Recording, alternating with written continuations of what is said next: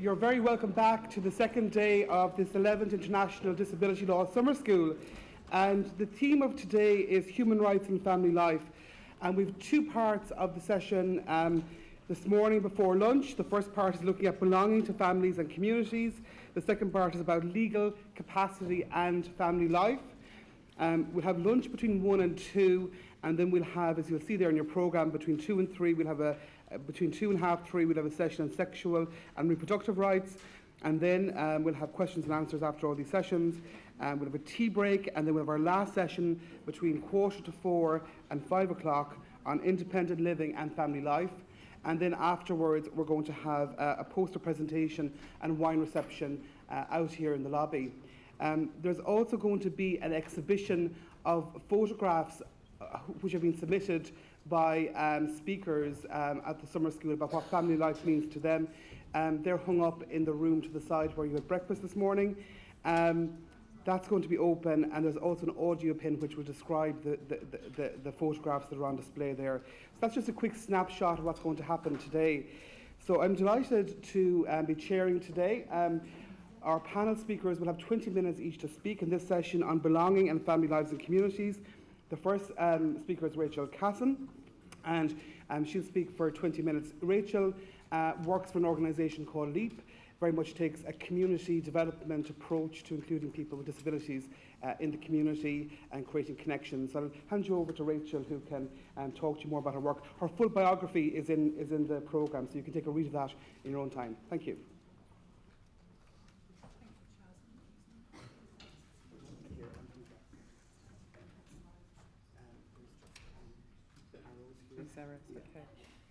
Okay, good morning everybody. I'm really delighted to be here, and as Charles was saying, I'm actually with an organisation. I'm the director and co-founder of an organisation called LEAP, and LEAP was set up by myself and a friend 7 years ago in response to the exclusion of our family members, our children with disabilities.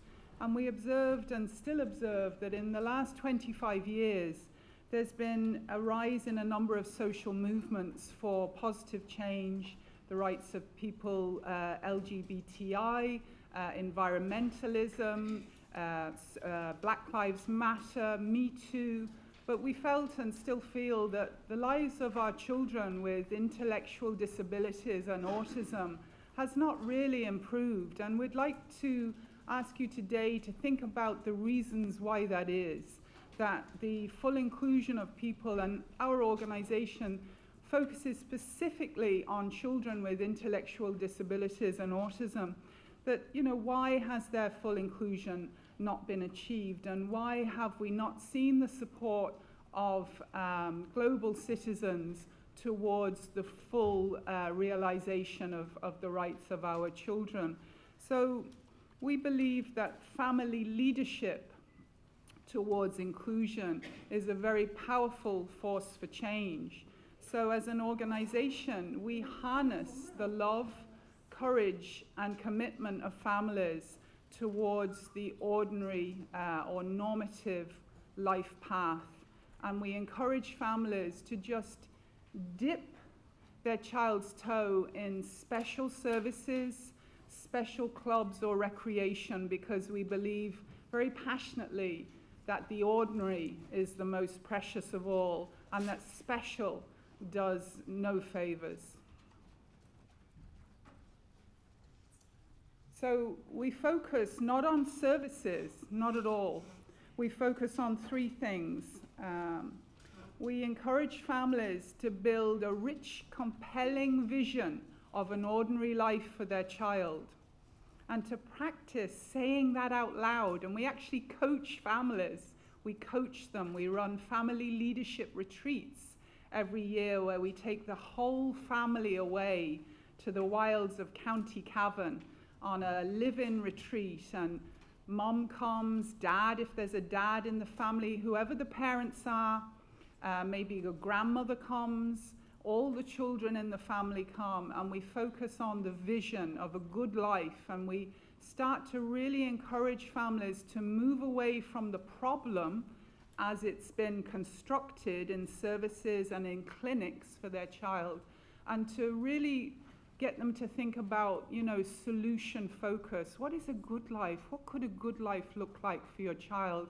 And encourage them to dream, okay? So we focus on three things. We focus on relationships, because if you grow up with a lack of relationships, you're in huge jeopardy. We know this. Belonging, and that's my theme today, and valued social roles, because if you have just one role, which is a career client of human services, you don't belong. You don't belong. That is your only role, and it's not a valued role. So we always use the metaphor of knitting or stitching. We teach families to knit or stitch their child into the fabric of ordinary community life. So as I say, we focus on shifting from a problem focus to a solution focus. We believe we are the people we have been waiting for. So I use the phrase family leadership. So we work an approach of intentional leadership development. So we recognize that families are reluctant leaders. They didn't ask to be leaders. They didn't ask to step up as powerful, passionate advocates for their children's inclusion. And yet this is the life that they have been given. So how do they actually step into that role of accidental activist, if you like?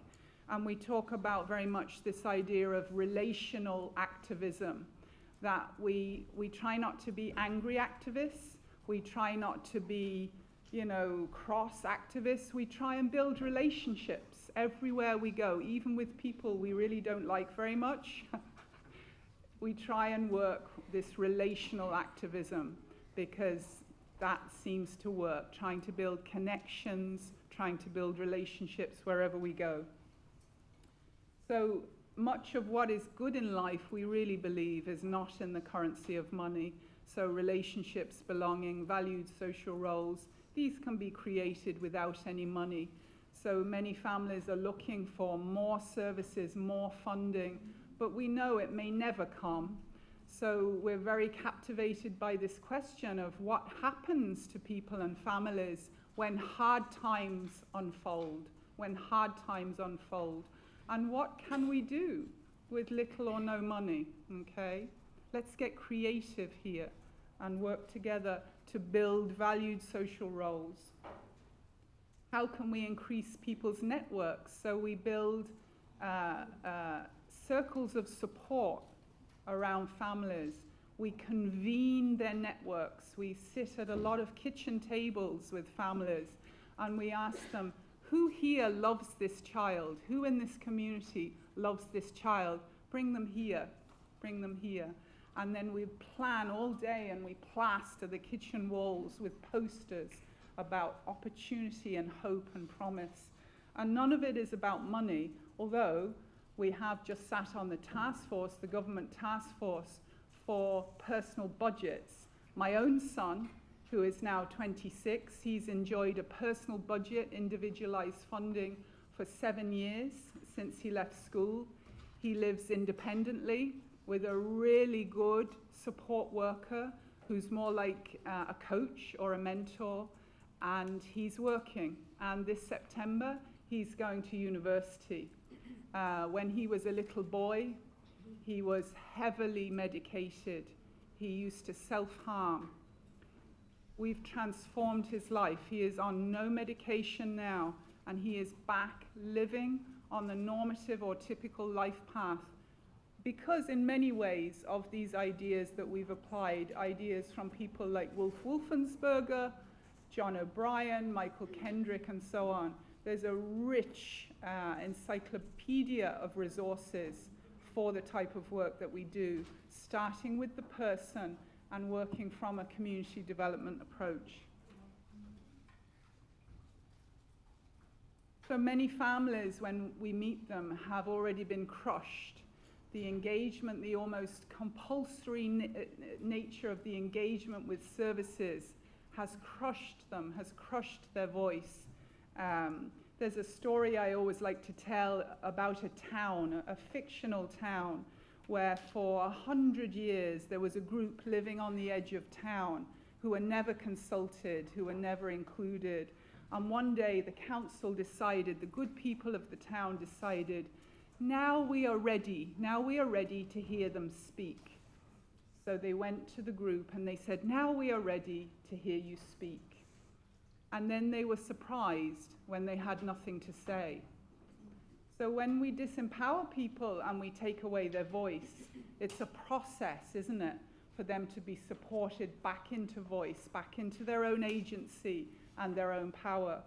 So I think the fact that we are all family members, we have one or two allies who are not family, but they're like blood.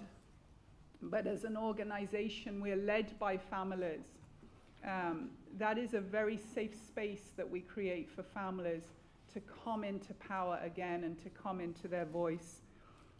We do get approached by families who want us to help them to advocate for something that isn't inclusion, or to advocate for a place, for example, in a group home or a special school, and we won't do it.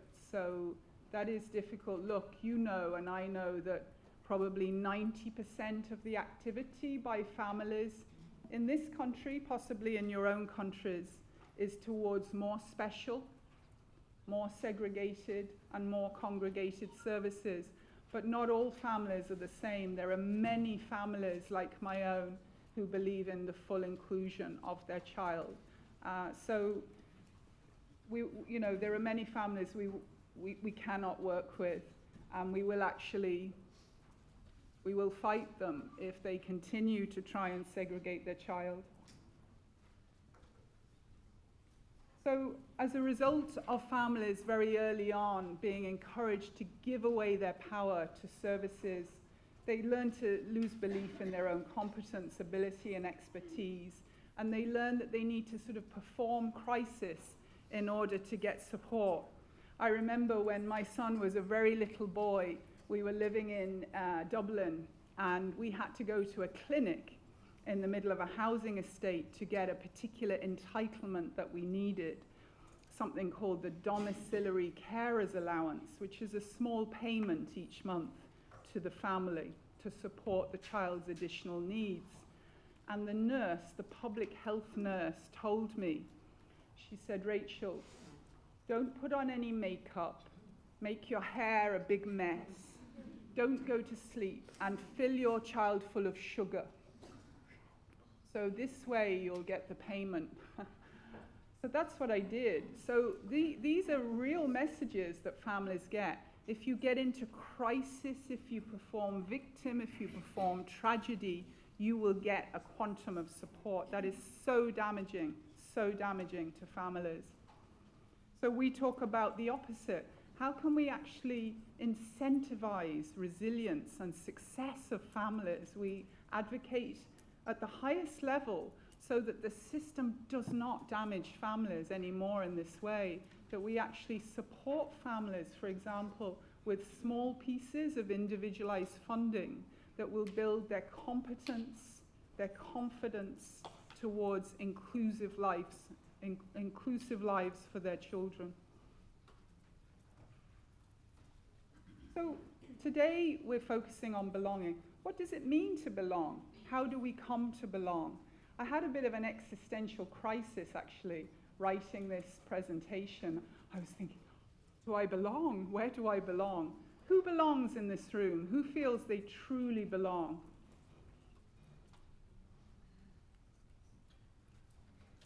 A few brave souls. You see, it's a lifelong struggle for all of us, isn't it?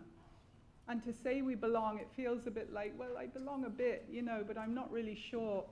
It's a very complex thing, isn't it? To actually really feel we belong. I think it's more like in moments, in our mind, in our memory, and in the present, we feel we really belong when we're with certain people, in certain places. Hopefully we have a home where we feel we belong in our home and we can take off our mask that we wear in front of the world. But many people now don't even have homes. So where we belong and the places we belong is really important, I think, to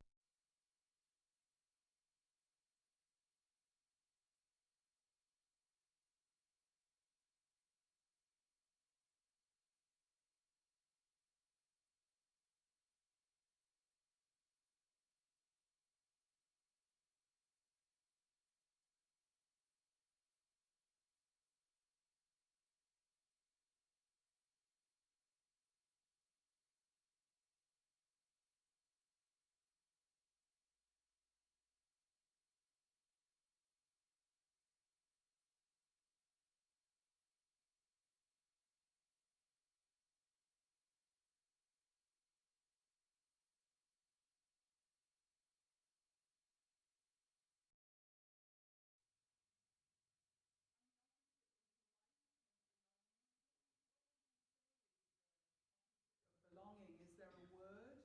Is it unbelonging, non-belonging?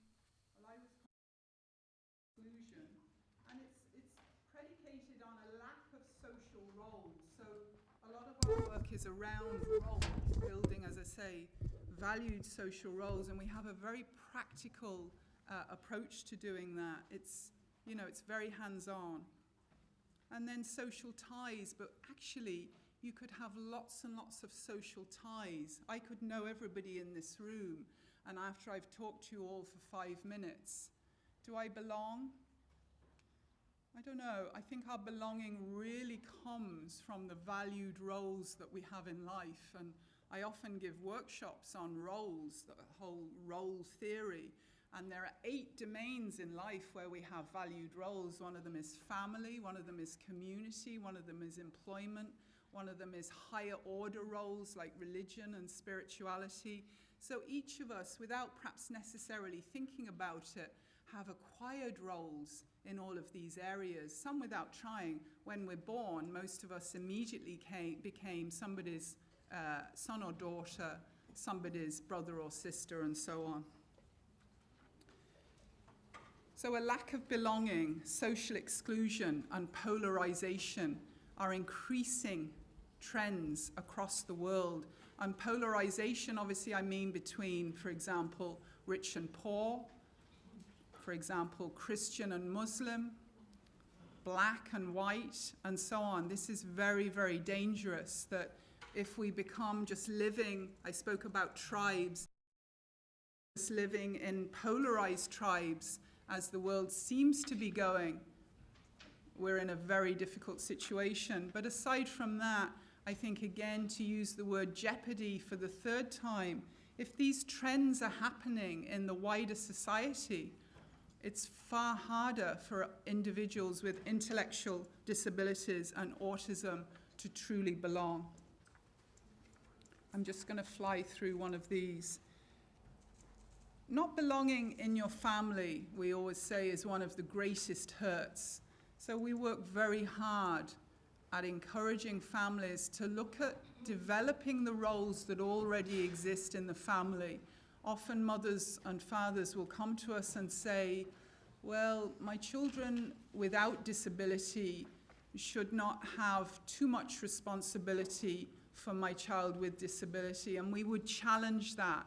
We would actually say, look, they would not necessarily see it in those terms. This is their brother, this is their sister. So don't decide for them what their involvement would be. And for example, with my own 2 sons, on Thursday night, they went to see Fleetwood Mac in the RDS. And my younger son, who's 16, stayed with my older son in his apartment in Dublin. They stayed the night, they had dinner together. I picked my younger son up after the 3 of us had lunch on Friday lunchtime. So all of their lives, I have tried to create opportunities that grow their belonging, that develop their roles as brothers, so they build memories as brothers. And when I suppose my younger son was born, it was hard for him at times because his older brother's behavior was difficult. He'd climb out of the window in the middle of the night. He'd sit in the middle of the road when it was pouring with rain with no shoes on. This was hard sometimes for his little brother. So I've worked very hard to continue to put them in relationship, So this is what we're talking about, building valued social roles, really intentionally working towards developing, sustaining, maintaining all of the valued roles of your child with a disability so that no relationships slip away and nobody falls out of the bottom of belonging. We are running our first conference. Well, it's not our first conference. We're running our first conference on the theme, on the topic of inclusive education this October, because often we say, if you have to call it inclusion, it probably isn't. So we like to kick the tires of inclusion to see if it really is inclusion. And you know, we have 1,500 autism units in this country that have been built in the last 7 to 8 years, and they call them inclusion. They're not inclusion. They are segregation of children with autism.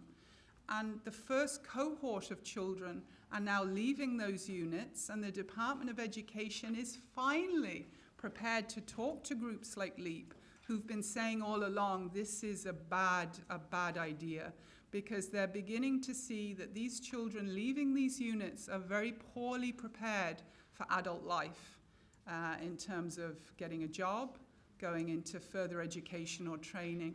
So they're finally conceding, actually, this really isn't inclusion at all. So very many very well-meaning people call things inclusive when they're actually not. So we have to be very careful about what is inclusion. So research has shown us that even a single instance of exclusion can undermine well-being. Exclusion, segregation, and so on, I don't need to tell this audience, is very harmful to the personhood of an individual. So belonging requires effort and practice. And there are lots of groups we can belong to, and I list some of them there. But belonging also requires acceptance. And many groups, including our own families sometimes, are not used to being inclusive, and others may discriminate. So again, on a weekly basis, LEAP receives emails or phone calls about the way in which children have been excluded from ordinary family life and pointed to the door or directed to the door marked special. There's a club for him over there. You see, this is where the special industry sucks the oxygen out of the project for inclusion. I'm going to end there. Thank you very much.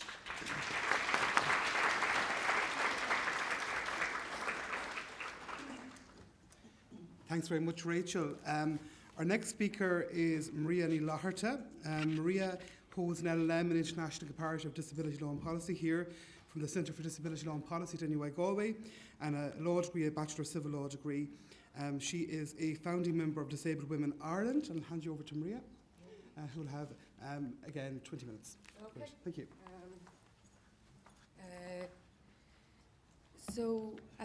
Hello.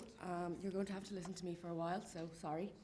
I'm going to talk about a few. I very much exist between several communities and several cultures. I very much belong to all of these and sometimes none of these at the same time. So this will be possibly more social and less legal than what I would normally do or normally talk about.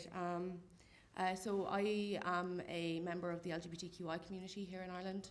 I am a member of the disability community here in Ireland, and I'm a member of the feminist community here in Ireland. And I belong to all of these things, but how I belong and why I belong is kind of a complex and messy thing to unpick. And, you know, Cliona and Freya talked a lot about family and what family means and gave us a really good sense and overview of what we get from that in terms of stability and support and love yesterday. But for me, belonging is up there as one of the core things. And like whether you're talking about your chosen family or your siblings or your sports team family, that sense of belonging is kind of crucial, and it's something that can be hard to pin down. It's intertwined with ritual and culture, and it's the idea of what we do. So if you were to talk about Christmas or other family holidays where you talk about, well, what we do is this, what we do is that. If you're talking on a sports family, what we do if we win,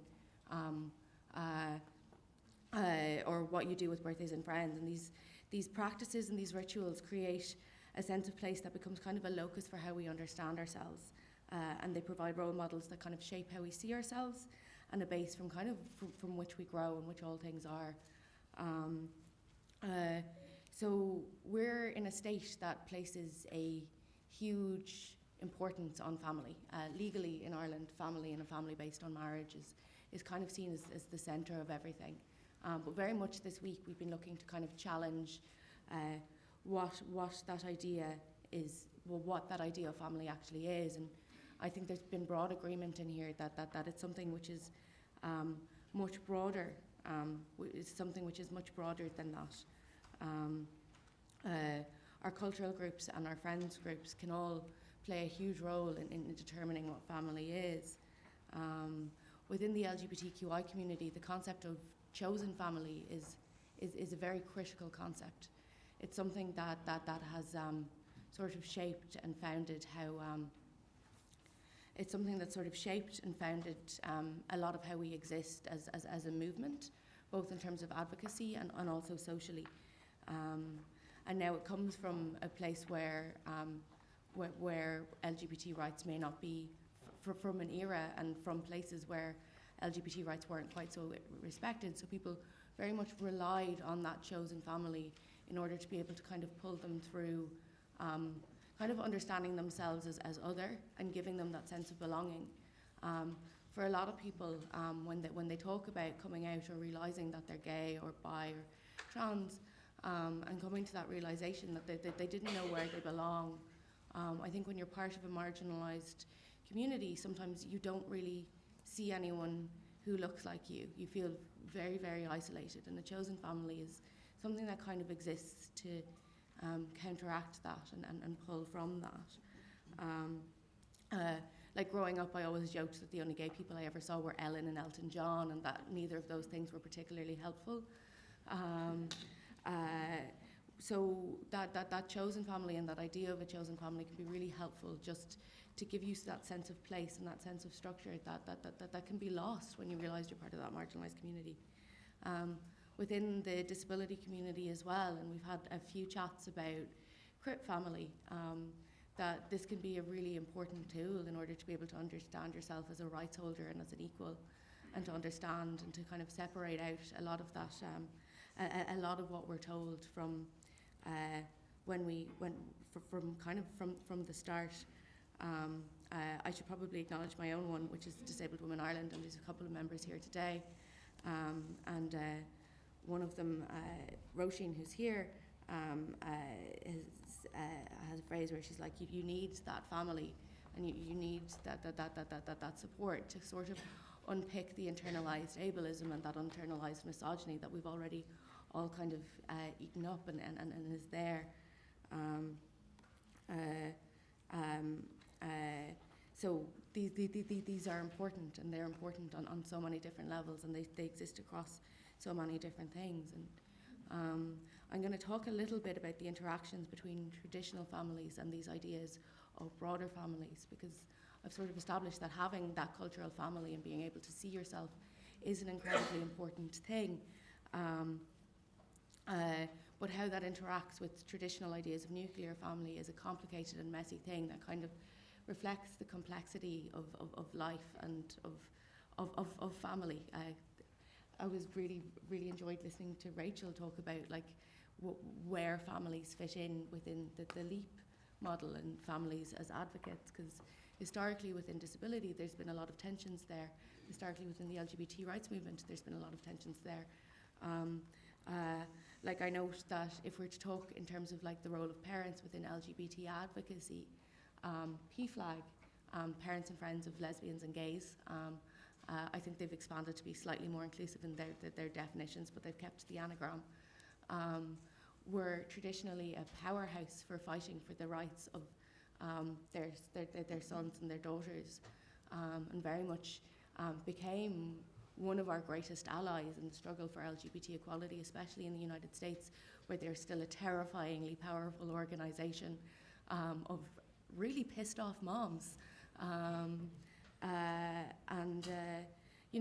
They became kind of their kids' greatest allies. They did not necessarily speak on behalf of their kids, but they recognised that their kids' issues and their kids' struggle were their struggle, and fought to be able to help them feel comfortable in their own culture and as themselves within broader culture and broader society, and to make sure that their sense of belonging was not threatened. I know we've referred a few times to the marriage equality referendum that happened in Ireland 4 years ago now.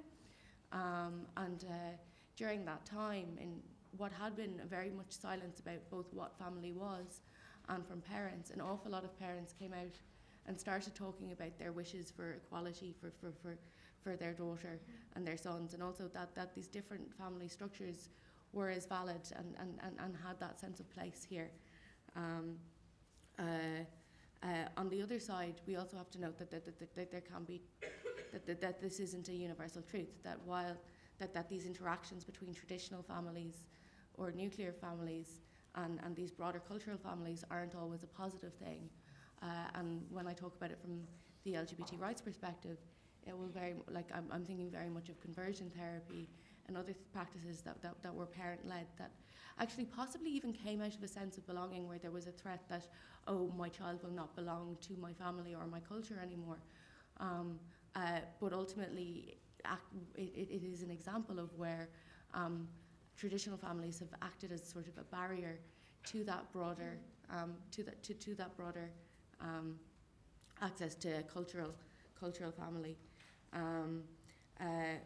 Within disability as well, it's another example where your traditional family doesn't necessarily share the same identity as your cultural family and your cultural identity of belonging. And again, listening to Rachel, it was really enlightening to hear about kind of different forms of parental advocacy and activism. We know that from the treaty negotiations, from the conversations that Sylvia and Robert led yesterday, that parents very much felt that there was a specific role for them to fulfill, that possibly went into that was in tension with the idea of the disabled person as the primary rights holder, and that's something that I think we need to be really aware and really mindful of, that those tensions exist. And we talk about, and I did really feel for like some of the examples of parents who were moving toward, who felt that they had no option but segregated education, or to be in that crisis or that space of negativity. A really good friend of mine often says things like, I want to ask these parents, do they have disabled friends? Do they have friends who are openly and proudly disabled? Have they made an attempt to make sure that within their friend group and with the adults that their child sees around them, that there are other adults with disabilities, and specifically the same disabilities as their child, to make sure that when their child is looking and trying to see their sense of space and belonging, even within their own family as well as within broader cultural families, that they have someone who looks like them or thinks like them. That's important as well. But that doesn't take away from the fact that for a lot of people it does default to that culture of crisis and the disability being a problem rather than a natural part of someone's being and existence that belongs within that nuclear family itself, but also within a broader cultural family that the parent gets to help them be part of. And I was really moved by that earlier.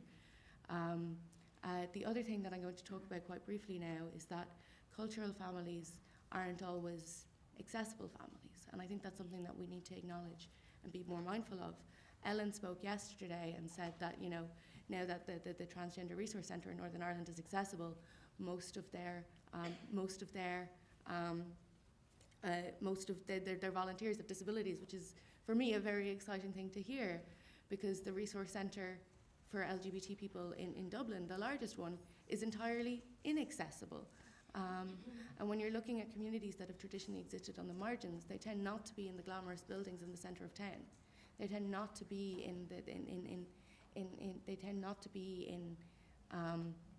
the accessible new builds. They tend to exist geographically on the margins as well.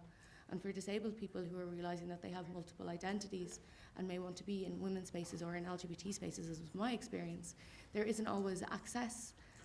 There isn't always accessible options there. Like we have Disabled Women Ireland, because it allows us to kind of unpick both of those identities and to create a sense of belonging within them. But if you were to look at, if we wanted to go, because not to be like we're a very gay group, but we're a very gay group. If we wanted to go to the women's club night that exists in Dublin, it's up 8 flights of stairs, and that's basically universally rolled out. And I think other communities, when they're creating that sense of belonging, need to recognise who is being excluded from within that. Because what you ultimately get is you get the LGBT space, but it will only serve the middle class privileged LGBT people. It won't serve other people. There's also just one brief note I want to go to on belonging in childhood, and it was touched on briefly by Rachel, and which is again this idea of segregated education. And I love hearing parents call out autism units as being segregated education, because that's a battle that we've really had to fight and not had much success at. But when it comes to our cultural identities, I think we fail to recognise the long-term consequences of segregated education. We removed kids from Indigenous communities for the purposes of a better education or a more appropriate education, and with horrific consequences. We acknowledge that removing kids from Indigenous communities, from their local community, was a bad thing, but we still do this so readily with disabled children. And the impact that has on their sense of belonging and their ability to exist within the world. Like, if you think about it, if your education system is in any way normal and not radically privatised, as it is in a lot of jurisdictions in the world, you go to the local school. That's where you form your bonds with your neighbours. It's where you get that sense of community. It's where you, in Ireland, it's what links you to your GAA team, which is possibly the most important sense of identity. It's a type of football. It's what allows you to grow in that community as a person, but we deny disabled children across the globe this opportunity on the basis of giving them a better education. We take them at the most formative time in their life and remove them from those communities. And I think when we talk about segregated education, a lot of the time we talk about some of the harms, but I think we fail to recognise that it actually does impact on a person's sense of belonging by taking them from what is their most natural community, from their locality. And even in the cases where the segregation happens within the same school wall, within the same building, you're taking them from a chance to be with part of their class, to be with their class. They will always be marked out as different. Instead of maximising their ability to be part of that community, instead of growing and embracing that sense of belonging that, if you reflect on your own life, I'm sure will prove crucial. So this is something that exists. I'm going to sum up now very quickly, and I'm very sorry for kind of going on. We are looking at this idea of belonging, and it exists across a number of spectrums and a number of axes, in terms of the very minute to the broader cultural senses of belonging that we get to enjoy as disabled people, as gay people, as Connacht Rugby fans. But it also, the ways in which we interact with that also change, and also are separate and need to be nourished, across that spectrum. So I'm going to leave it at that. Thanks.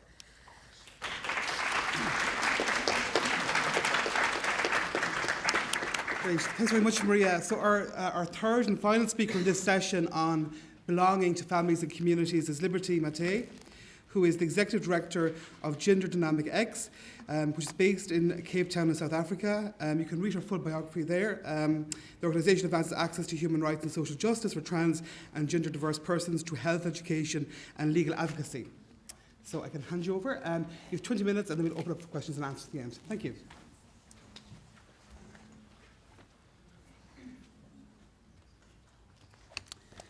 Good morning, everyone.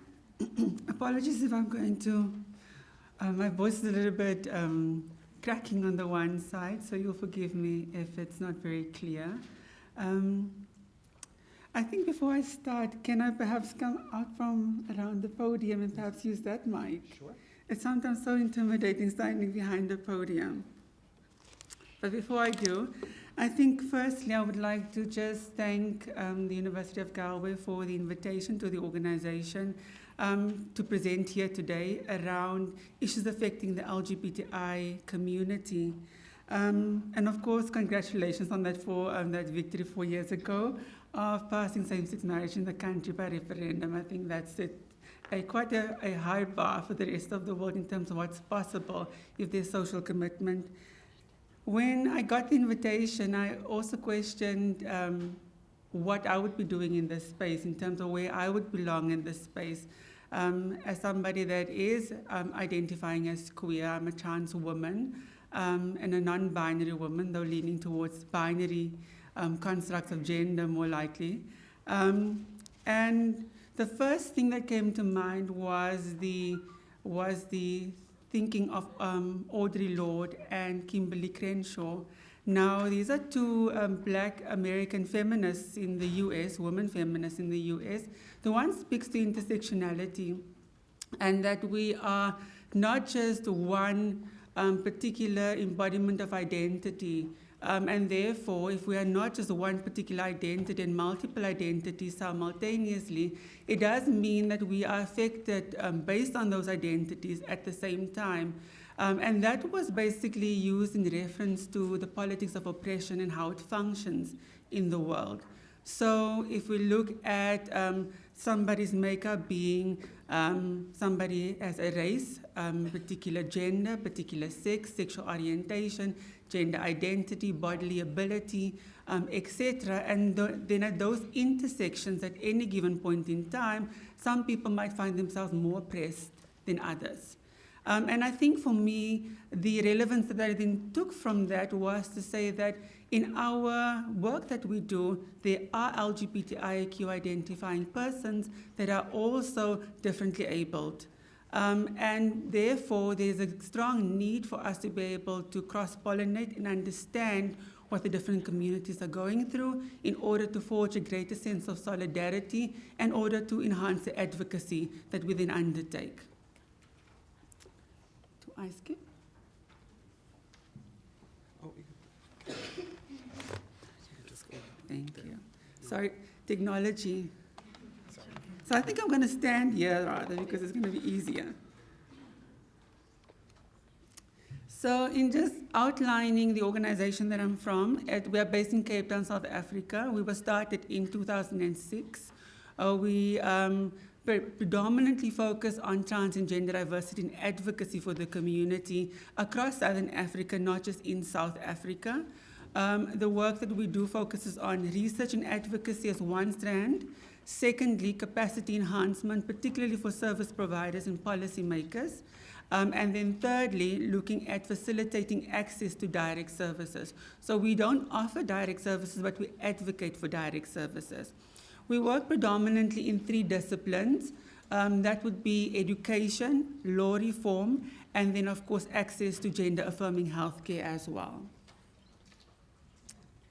So this is just a brief outline of the presentation. So I spoke about the contextualization of the brief that was given, speaking a little bit of the work that we do, and then of course locating the subject matter within the context of a conceptual clarification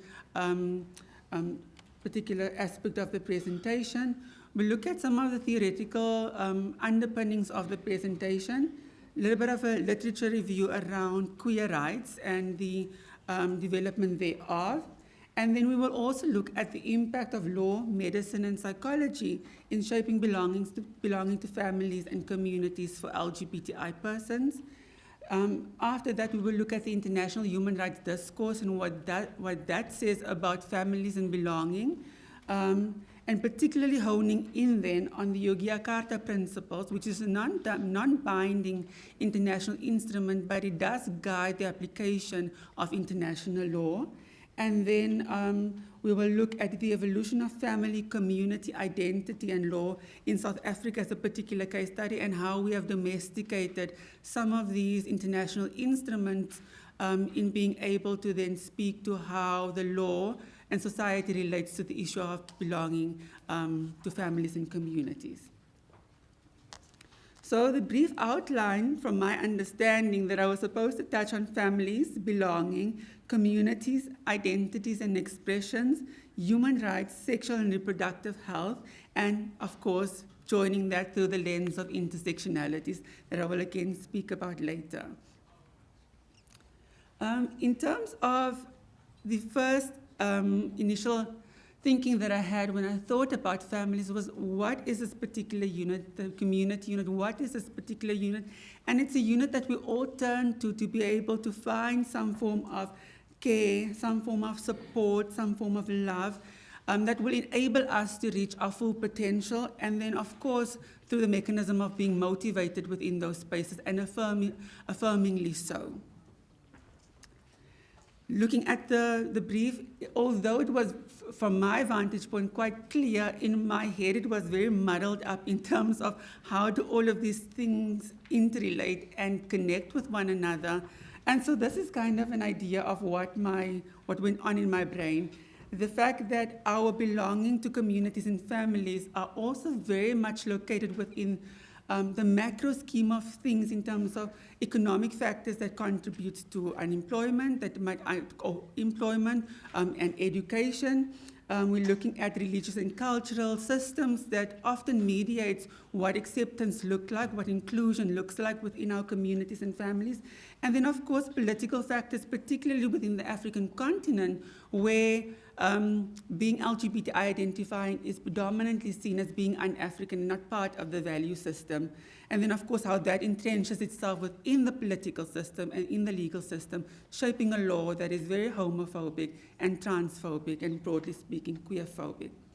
Now, if we look at that within in a slightly narrower framework around human rights, then, of course, we aspire to want our dignity, sense of equality, sense of freedom, and self-determination protected. But that, by and large, is then also captured within this macro fabric of society.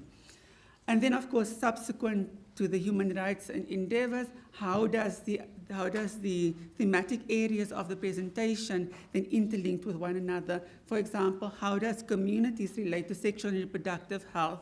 How does families relate to queer identities and expressions?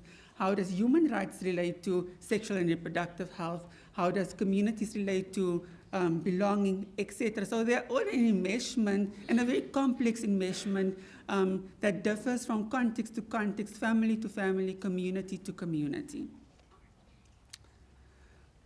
Some of the tensions, I think, that is also very much caught up in the topic of conversation that we are having, and particularly from the African perspective, or South African perspective, is the issue around universal human rights and how that relates to cultural relativism in our context, the issue of what is moral, and then, of course, what is immoral, and diverse sexualities and gender identities are often caught up within the discussion around morality.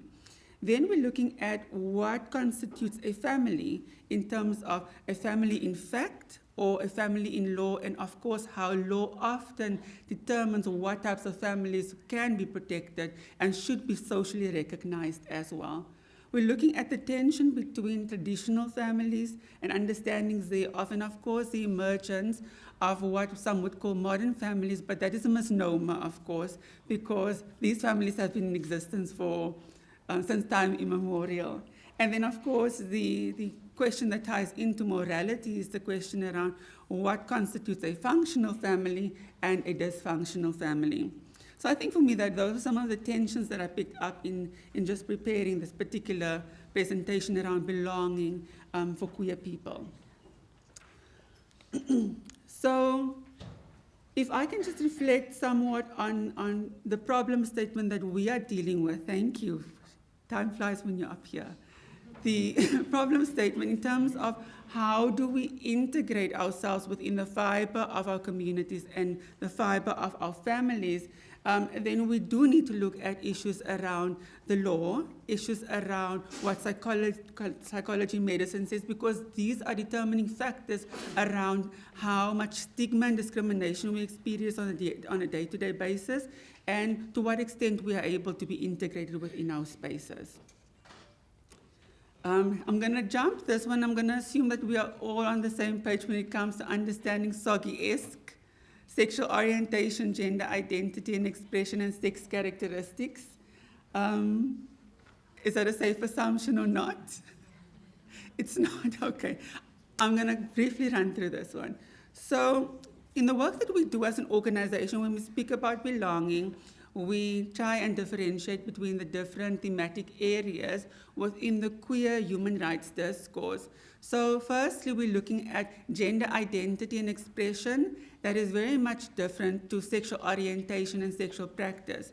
Sexual orientation and sexual practice relates to who we are attracted to, and gender identity and expression relates to how we identify our own gender as human beings, and then of course how we express that gender through our day-to-day interactions within society.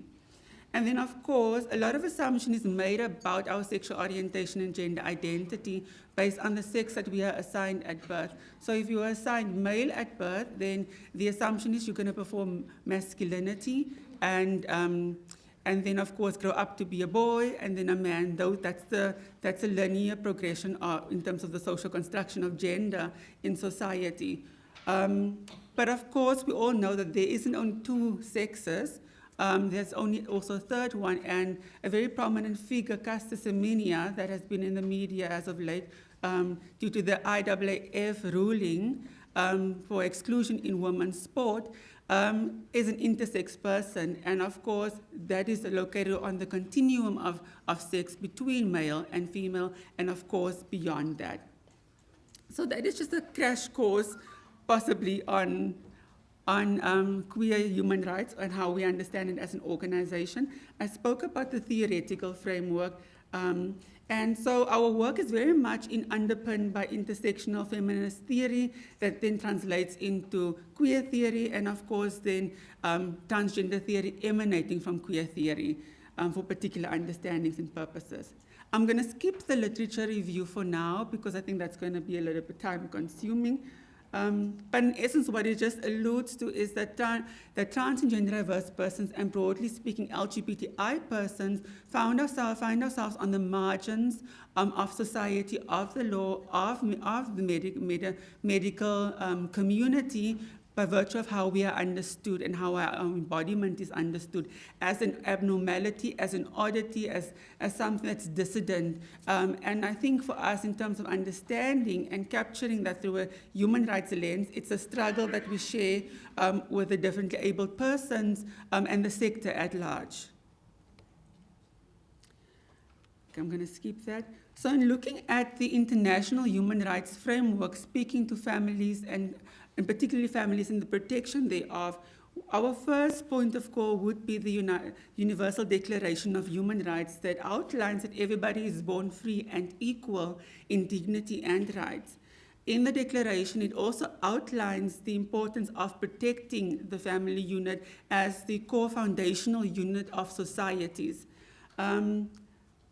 In addition to that, we also have the International Covenant on Civil and Political Rights that outlines that there should be no unlawful interference with the home or the family unit in order to cause any disruption and in the breakdown of that particular unit.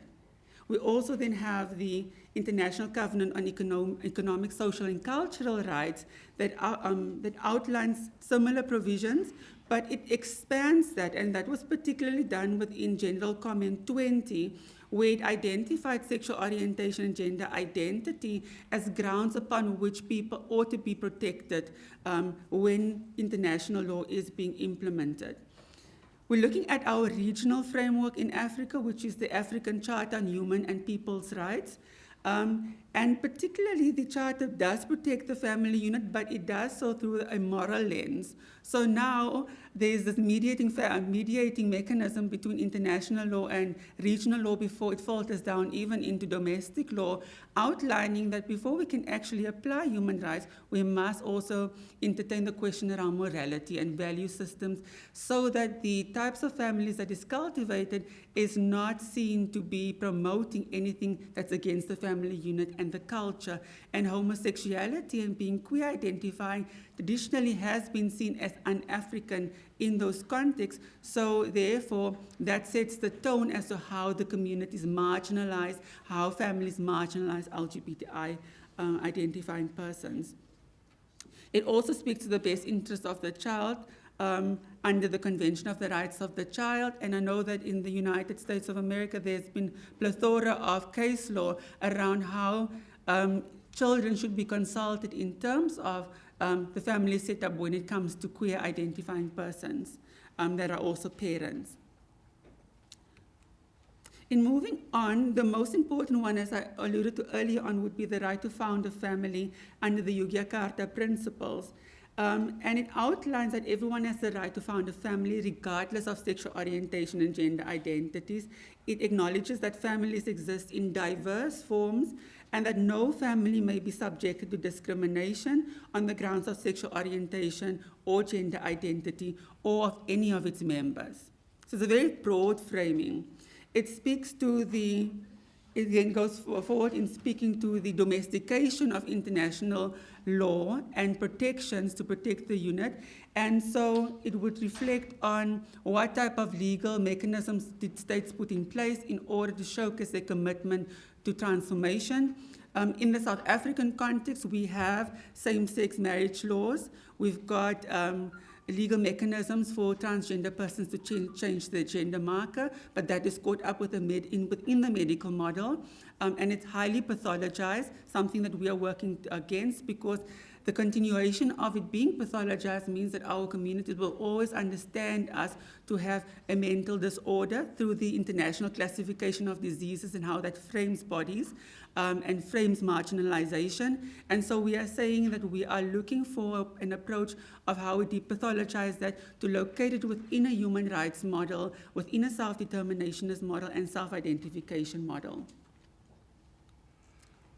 We also have very extensive equality laws provisions. So the Constitution, as the foundational document of the country, recognizes sexual orientation and gender as protected grounds not to be discriminated, and that then flows through the equality laws within the country. And South Africa, to this extent, is really an anomaly. I think perhaps in concluding, one of the key issues that we faced 2017 leading into 2018 around family has been the arbitrary use of power by the government, Department of Home Affairs, in nullifying or invalidating marriages that were concluded under the South African Marriage Act. Now, South Africa has a fragmented marriage law system.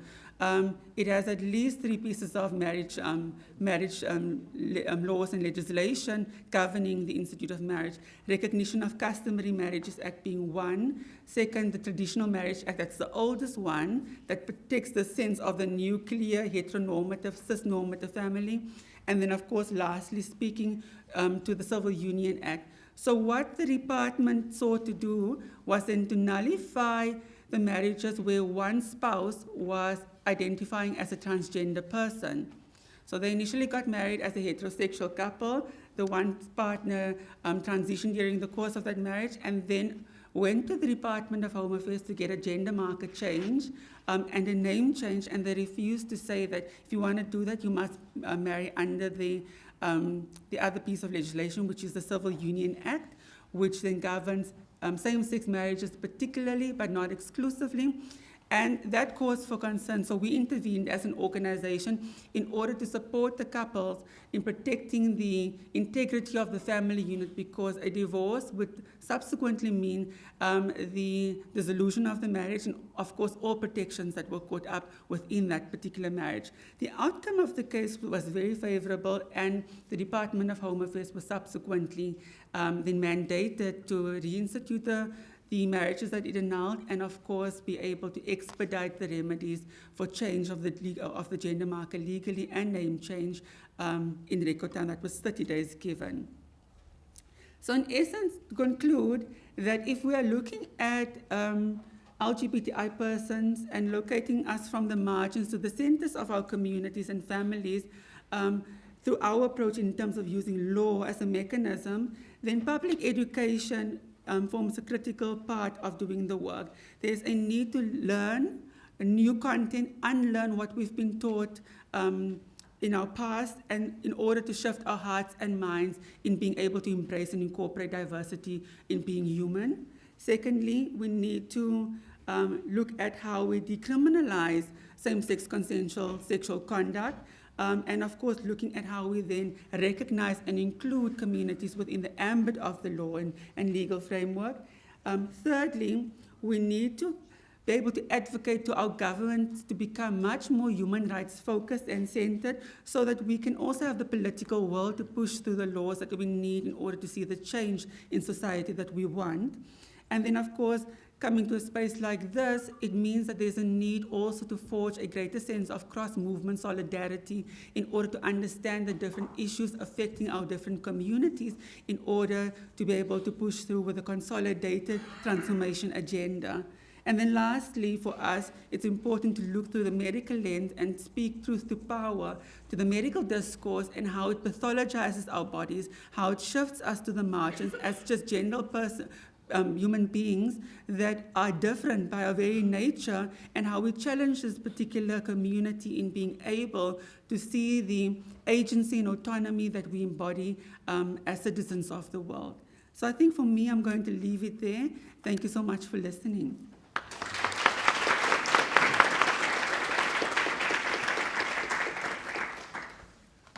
Great. So thank you very much to our panel, Rachel, Maria, and